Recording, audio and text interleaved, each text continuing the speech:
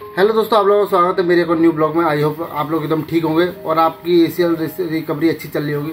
तो दोस्तों कुछ 5 बातें ऐसी हैं जो आप अगर एसीएल सर्जरी नहीं हुई है या हो गई है, जो 5 बातें आपको ध्यान रखनी चाहिए। मेन है जो मैं अपने एक्सपीरियंस से बता रहा हूँ। ये 5 पॉइंट है जो आपको पता रहना चाहिए कि इस चीज़ के बारे में आपको नॉलेज रहनी चाहिए अगर आप एसीएल सर्जरी करवा रहे हैं, आपकी या हो चुकी है।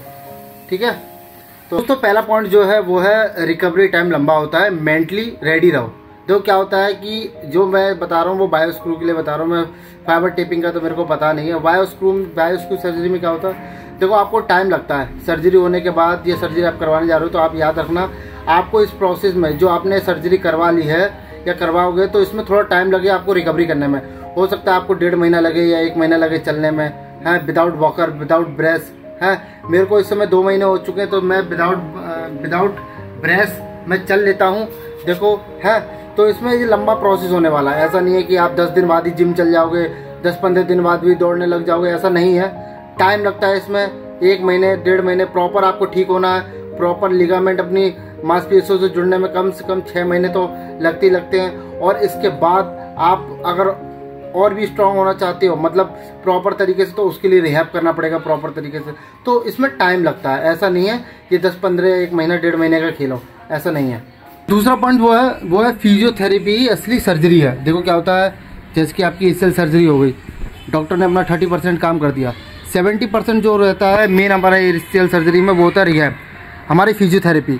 आप घर पे करें या फिजियो सेंटर पे जाके करें, लेकिन आपको फिजियोथेरेपी अपनी प्रॉपर तरीके से, जब आपकी सर्जरी हो जाएगी प्रॉपर तरीके से आपको अपने पैर पे ध्यान देना है। ऐसा नहीं है कि डिले करो कोई भी चीज़, डॉक्टर से गाइडेंस लो, जैसा डॉक्टर बताते हैं रिहैब के लिए वैसा करो। लेकिन फिजियोथेरेपी सर्जरी है, मेन वही होता है अपनी फिजियोथेरेपी। ठीक है, तीसरा पॉइंट है वो है दर्द होगा। देखो सर्जरी करवा लोगे आप या आप करवाने जा रहे हो तो देखो दर्द होगा ही होगा, ऐसा नहीं है कि नहीं हो। आपको जब आप सर्जरी करवा लोगे उसके 1-2 दिन 4 दिन 5 दिन दर्द होगा ही होगा पैर में, लेकिन उतना भी नहीं होता है, आप उसको सहन कर लोगे। देखो मैंने भी करवाया, मैं भी सहन कर रहा हूँ, इतने बड़ा कुछ नहीं होता है, सब में कट जाता है। बस पेशेंस रखना, अपना प्रॉपर तरीके से रेस्ट करना, ज़्यादा मूवमेंट मत करना स्टार्टिंग में, मतलब पेन होगा। धीमे धीमे देना है टाइम अपने पैर को, ऐसा नहीं है इकट्ठे ही है।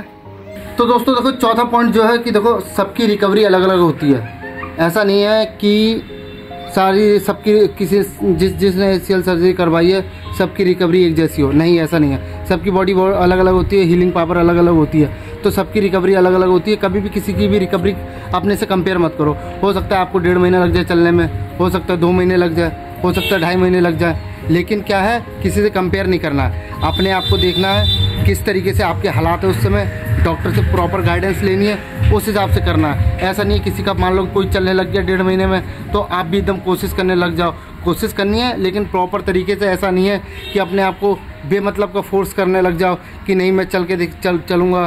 कोई मान लो किसी की बेंडिंग होती है, वो होती है कि मतलब 10-15 दिन में ही 40-50-60 डिग्री आ जाए और आप लोगों का अभी तक मुश्किल से 20-30 आए, तो किसी से भी कंपेयर नहीं करना है। स्लो प्रोसेस है, थोड़ा टाइम देना है, लेकिन रिहैब अपना प्रॉपर तरीके से करते रहना है। ऐसा नहीं है कि स्किप करना है। ठीक है, तो दोस्तों जो 5वां पॉइंट वो है सपोर्ट सिस्टम ही सब कुछ है। सपोर्ट सिस्टम ही मतलब मेरा फैमिली, दोस्त, डॉक्टर, ये सब का सपोर्ट आपको ज़रूर होना चाहिए।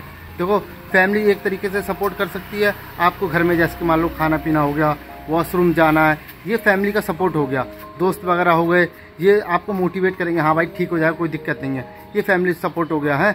और डॉक्टर का सपोर्ट, फिजियोथेरेपी का सपोर्ट, वो आपको बताएगा कि कैसे क्या करना है, कैसे मतलब प्रॉपर तरीके से गाइड करेगा कि आपको टेंशन नहीं लेनी है। जो भी दिक्कतें हैं, जैसे कि कभी कभार क्या होता है कि लोग कहते हैं कि मेरे पैर में लचक आ गई, मेरा घुटना कर रहा है, मेरा सूजन अभी तक नहीं जा रहा है, तो अपने फिजियोथेरेपिस्ट से बात करो है कि वो क्या कह रहा है, वो बताएगा आपको, सारे सॉल्यूशन बताएगा। अपने डॉक्टर से कंसल्ट करो कि सर मेरे साथ ऐसा हो रहा है, तो सपोर्ट सिस्टम भी ये होना चाहिए। ठीक है दोस्तों, अगर आप लोगों को ये वीडियो अगर थोड़ी सी भी इन्फॉर्मेटिव लगी हो तो लाइक शेयर सब्सक्राइब करना यार, लाइक का बटन जरूर दबा दिया करो और सब्सक्राइब भी दबा दिया करो, ताकि मैं आपके लिए ये छोटी छोटी जो बातें हैं मैं आपको डेली कुछ ना कुछ इन्फॉर्मेशन दे सकूं। देखो मेरा भी एसीएल सर्जरी हुआ तो हो गए 57 दिन हो गए, मैं अभी देखो बिना उसके चल रहा हूँ, बिना ब्रास लगा के मैं चल रहा हूँ। हल्की फुल्की लचक है मेरे पैर में, ऐसा नहीं है कि मैं प्रॉपर तरीके से तेज़ रनिंग से चल सकता हूँ, ऐसा नहीं है। मैं आराम से थोड़ा बहुत मेरा आ रहा है, मतलब देखो चलता हूँ ना तो इधर उधर होता है, लेकिन अभी टाइम लगेगा मेरे को। अभी ज़्यादा 57 दिन हुए हैं, मैं सिड्डी से भी अप डाउन कर लेता हूँ अच्छी तरीके से। अब तो मैं कोशिश कर रहा हूँ कि जैसे कि पहले मैं ये वाला ही रख के चलता था, अब मैं ये वाला भी पहले रखने लग गया हूँ। 1-2 स्टेप मैंने करने की कोशिश की है, बट इम्प्रूवमेंट आ रहा है। और मेरी बेंडिंग जो है, मेरी नी बेंडिंग जो है 120 के आसपास हो गई है।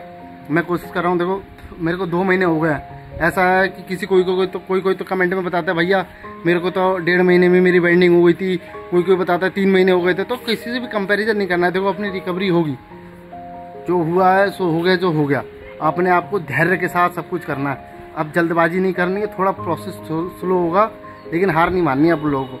आप ऐसी मेरी वीडियो को देखते रहिए। अगर आपको थोड़ी बहुत भी नॉलेज मिलती है मेरी वीडियो से तो लाइक शेयर कमेंट जरूर कीजिएगा, और मिलते हैं नेक्स्ट वीडियो में, ठीक है। बाय बाय, अपना ख्याल रखना, और हाँ थेरेपी करते रहो अपनी, है ठीक है। Bye bye.